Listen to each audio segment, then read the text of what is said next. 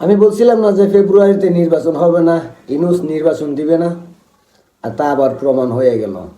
জাতীয় নাগরিক পার্টি মানে এনসিপি সিটিং পার্টির নেতা নাসিরউদ্দিন পাটোয়ারি সে সরাসরি বলছে যে ফেব্রুয়ারিতে নির্বাচন হবে না।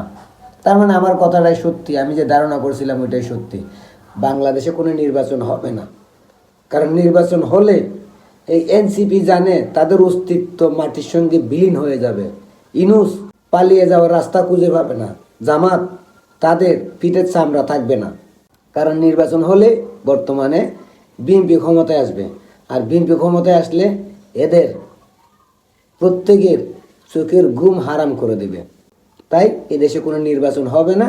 নির্বাচনের একটা মূলা জুলাইছে ইউনূস, যেটা নিয়ে সবাই লাফালাফি করতেছে। মিলিয়ে নিবেন।